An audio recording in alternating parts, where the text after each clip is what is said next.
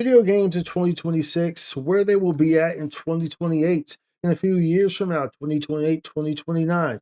Where will the video game industry be at? A lot of y'all are really wondering about this because we have gotten some recent news with PlayStation, of course, in the physical media. And I'm here to just kind of lay out to y'all exactly what's going to happen in the next few years. Now, look, what I say here is my own, I guess, opinion or how I view it. And you can take it as just that. That's perfectly okay. But come back to this video in a few years and be sure to leave a comment, especially if you're watching this a few years from now. Be sure to leave a comment and be like, wow, I'm surprised that you were right. Because this is exactly how it's going to play out.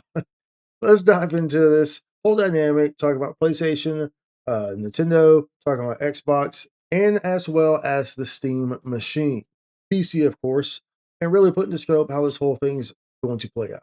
Hey, yo, but first, be sure to like and subscribe. Thank you very much. So, the obvious, most major thing of really how this whole thing really starts out is the fact that we all know that PlayStation recently announced that they are no longer going to have physical media. So this is a pretty significant thing for them to do.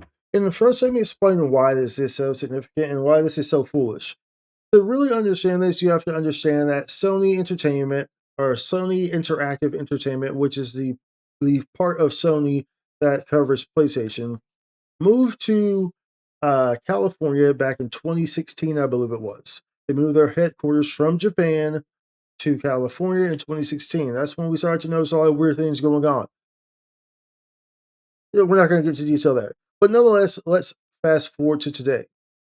This is really the root of why there's all this going on because them getting rid of physical media is directly a result of them being stationed over in California. Because what a lot of y'all don't realize is that physical media is king in Japan. So this is a very strange thing to do for Sony in the first place. And it really says, hey, we're saying F you to the Japanese market. We are completely and fully committed to only try to capture the global Western audience. This is likely going to backfire on them. And you might be like, well, that doesn't make sense because digital sales are very much up. Pretty sure digital sales are more popular than physical sales are in a lot of aspects nowadays within these games. However, you have to understand that by doing this, you put yourself inside a very unfortunate and deliberate box that really prevents and makes people angry about all of your products and everything that you're doing.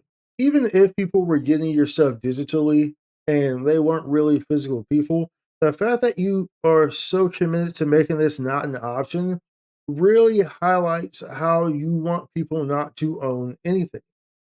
And this is a problem in and of itself that will cost Sony and PlayStation a lot. Now, right now, they're really caught up in this whole Western mentality. They have a lot of people probably in their ear in California who, as we've seen with a lot of studios, who have a lot of people in their ear from California. They end up making these decisions and these choices. And we've seen a lot of flops and failures. Sony has had a lot of these. Concord, just so Sony has had a lot of these since they moved their headquarters to California. However, they are doubling down on this. And I will tell you right now that this is going to be the beginning of a very troubling few years for Sony and the PlayStation. Like I said, you can take this with a grain of salt or however you want to take it, but be sure to come back in a few years and let me know. Oh, leave a comment, be like, wow, yeah, you were pretty close, pretty right on the money with how this played out. This wasn't the best of decisions for Sony to make. It's not. It's not. You completely abandon also your older gamer base. Realistically speaking, I've noticed that there's this weird dynamic in the video game scene right now where I feel like they keep thinking that it still exists in this area where your main focus is getting the youth.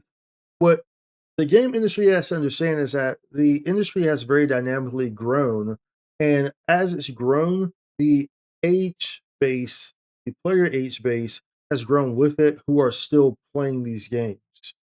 So, like in the past, like what I'm trying to say is that in the past, you will probably very heavily target a extremely younger player base. But also, gaming has only been around for so long. This is still more or less the first wave of generation of people still who are alive that were alive when the Atari came out. So you're starting to see this now. You're starting to see this middle aspect, especially with how the world is kind of shaping, changing, and you're seeing a much older dynamic being in these metrics. Now, because of this, by getting rid of physical media, you deliberately kind of shaft these people as well, and that's not a smart thing to do. And Sony's going to understand that in a very hard manner. Now, of course, Sony is a big company, so they'll be fine regardless of what they do because they have revenue coming from different sectors and stuff. But SIE, Sony Interactive Entertainment, which is over the PlayStation, is going to see some debacle going on here. And this whole situation of abandoning Japan, of forcefully trying to feed this digital stuff, this you own nothing stuff, down the throats of its consumers, leads right into the good old Xbox, y'all. The good old Xbox. So, of course, for those who are not aware, Xbox did have a new CEO, right? Who is now there, which is Asha Sharma. Now, Asha Sharma seems to be pretty darn consistent or hell bent on really bringing back that glory of Xbox. I personally think she's a really good choice. From what I've seen, how she immediately drained the swamp and was just like, "Yo, we got to change all this stuff," which is exactly what Xbox needs. Xbox sets itself up in a very, very, very good position because of Sony's stupidity. Sony doesn't realize this yet, obviously. But Xbox is placing itself in a extremely strong position if they know this properly. So in the next couple or few years, 2028, 2029, Xbox has a very good chance to have by then really established itself in a trajectory that is going to see some heavy competition to Sony, more so like we used to see in the early 2000s, I guess the early 2010s or so, whenever 360 was. Xbox has not been relevant since the 360 ended. Let's be honest here. Let's be completely honest here. Xbox has not been relevant since the 360 ended, bro. Go argue with your mama because that's the fact that sure they have consoles that have sold, but we all know that the 360 era was the pinnacle and it was a great era of the Xbox. And then it's been a large scale downhill, weird choices, weird hires, bad management of studios, so and so since then. But Asha Sharma, I believe, is the key piece that they need to get things moving again. And of course, pair that with the fact that Sony is being so foolish about how they're approaching things. And we have a very interesting dynamic that's going to be placed in the future to come. And now, once we get to the Steam Machine portion, y'all, we're actually going to stop there and kind of talk because there is a dynamic there within the Steam Machine and the whole Sony thing, as well as PC, that we want to cover here. And it's going to highlight even more why Sony, PlayStation, with the choice that they made, is going to backfire and bite them in the rear. It is going to happen.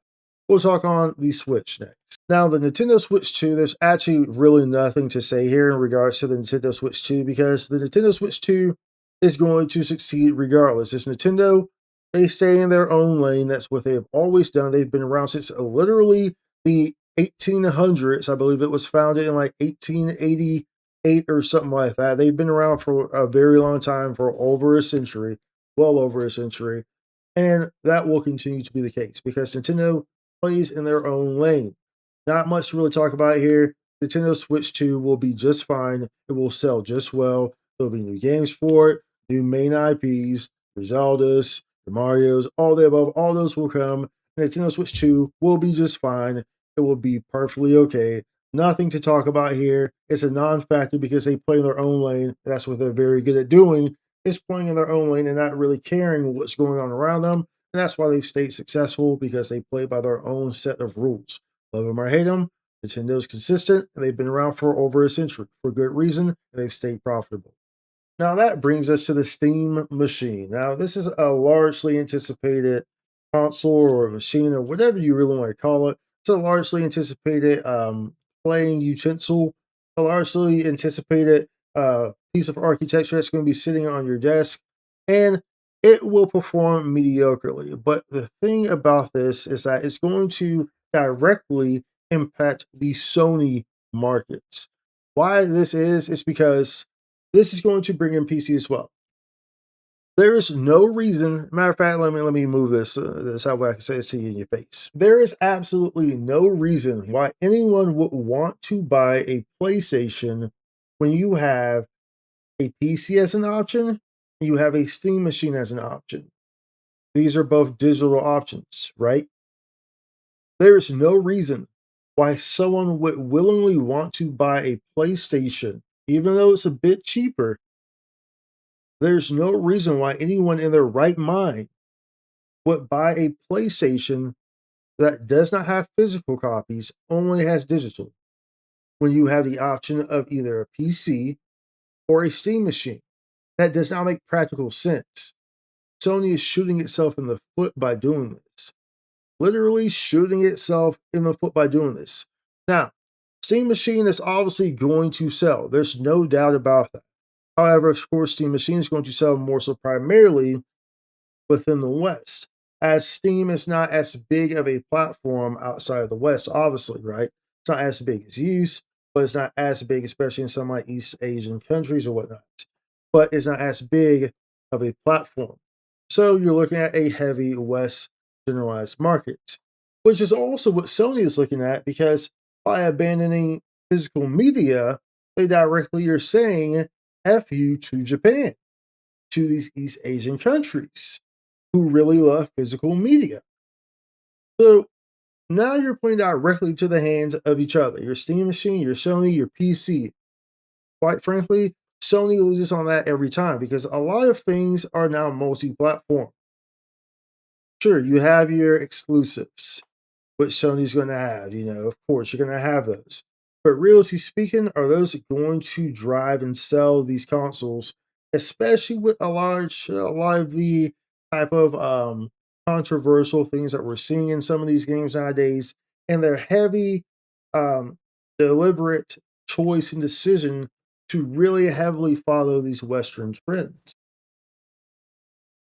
as you're seeing with them take on a physical media. That's the question. That's the big question. And the answer to that is very simple. It's extremely simple. Sony is going to place itself and put itself in a position that is not one that is a winning one. That is exactly what's going to happen with the PlayStation.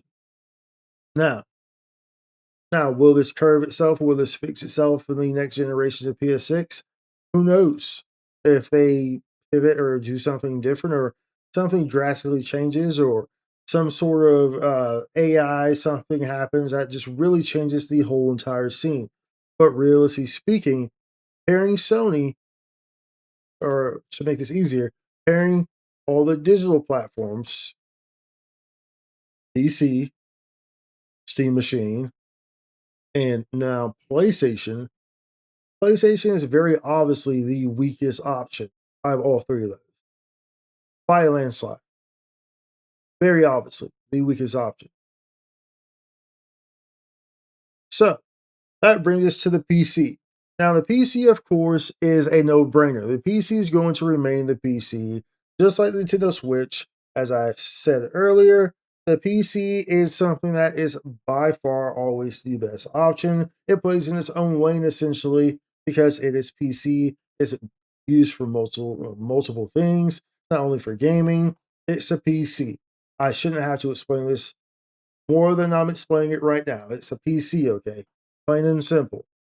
So if you're able to get a good NPC, a high end PC, good GPU, so and so and so, you're always going to get that, and it's always going to last you longer, but you can change out parts, so and so and so. PC is of course going to be fine, but the real big highlight there is how it incorporates and directly competes with the Steam machine and the PlayStation now, which is not really a competition if you ask me in my mind. It's not. The answers are obvious there. And that brings us to our final conclusion here. And that is simple. We'll phrase it nice and easy for you to understand. And that is What happens to a hard cookie when it falls from high in the sky?